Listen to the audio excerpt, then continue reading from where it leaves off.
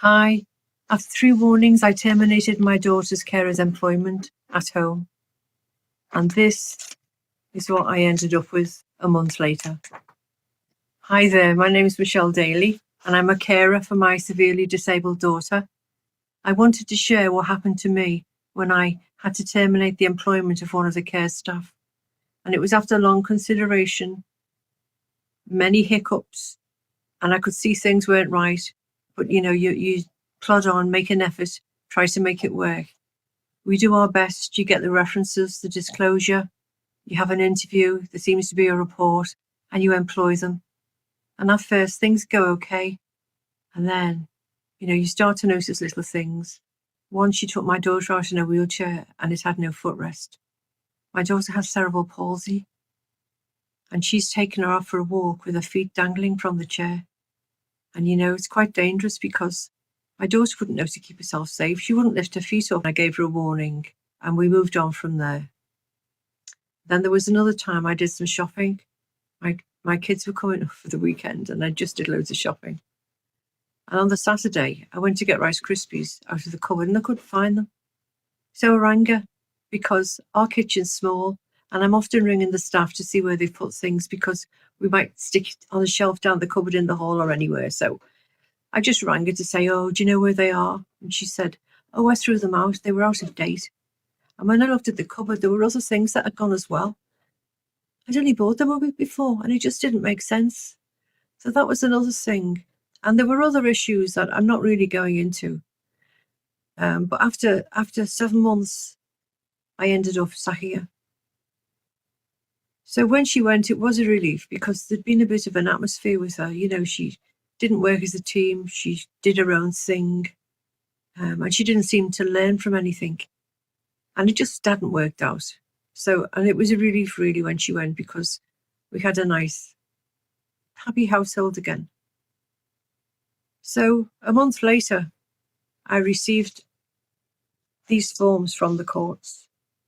Employment Tribunal telling me that there was a hearing 3 months later with an employment judge, a triage, phone triage with an employment judge. She was taking me to court for unfair dismissal and disability discrimination. I was a bit shocked. And when I saw the paperwork, I thought, oh my God, just loads and loads. When Sandy, a carer who worked here years ago, came to visit, I told her what's happened and I showed her the forms. And I said, God, how am I going to get through all this? It's like a university course. She said, oh, don't worry, I'll come and help you. So sure enough, she came the next day and the day after that, and then the next week and the next month, because it took us absolutely ages to fill out the forms. The first lot we sent in were returned, but not filled in properly. So we had to start all over again. And it just took up so much time. Every day we would go into where my desktop is and we'd sit and work and just go through everything. So when we eventually had the hearing with the judge, this is months later, Sandy, good enough, came here on the day and she took the call with the judge. I sat with her and the claimant, we'll call her Maura. So at the end of the 2-hour session, the judge said, going forward now, this was to the claimant, going forward now, you need to show me evidence that Michelle was unfair to you because of your disability in her household. You also need to provide evidence of missed hospital appointments because that was a complaint as well. I stopped her from going on hospital appointments and just was, and she had about 3 weeks to provide this. So 3 weeks came and went, and I didn't think there'd be anything because it was all lies. And I actually had texts. We'd had to, when we submitted the evidence, I had 33 texts from her. One of them had said, I love my job, never had a job like it. There's no 2 days the same. Another said, I've been digging in the garden all day, planting flowers. I've been to the tip 4 times. Things that just contradicted what she said. So what we had to do was 33 of these we had to do individually. Every text is a piece of evidence. and has to be labelled as such. So, for example, this one is evidence 16, page 1 of 1. Then it would be 17. So we went up, had to photocopy everything, put it on the form as evidence, each one, and send it in. So the day came and went for Maura's evidence, and we didn't hear anything. And normally, if I submit anything to the court, she gets a copy, and vice versa, and I didn't hear anything.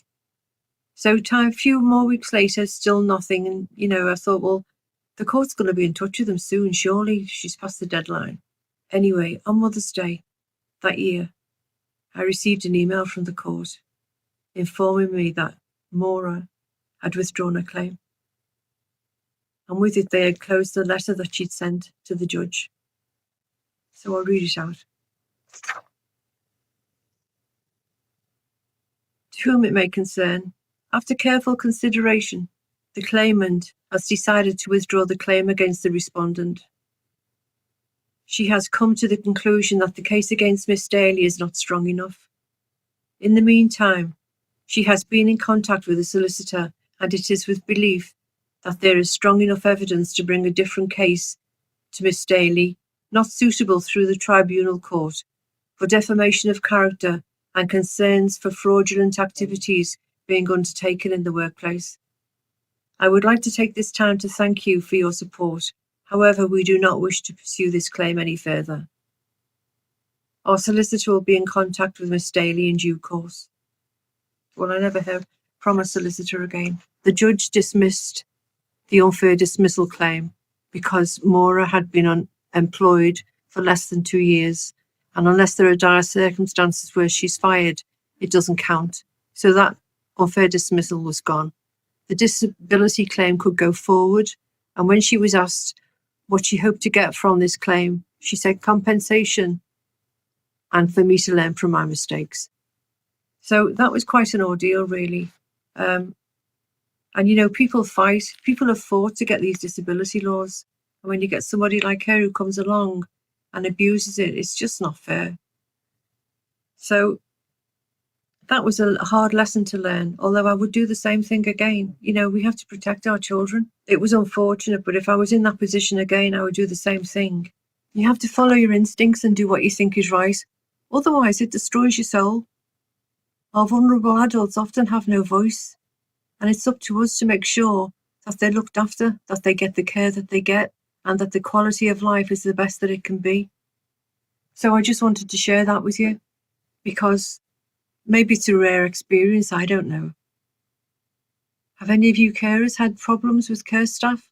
I had one care staff who caused me all that trouble, and another care staff, Sandy, who went on this journey with me and helped me through the courts. To hear from you in the comments if you've had any similar experiences.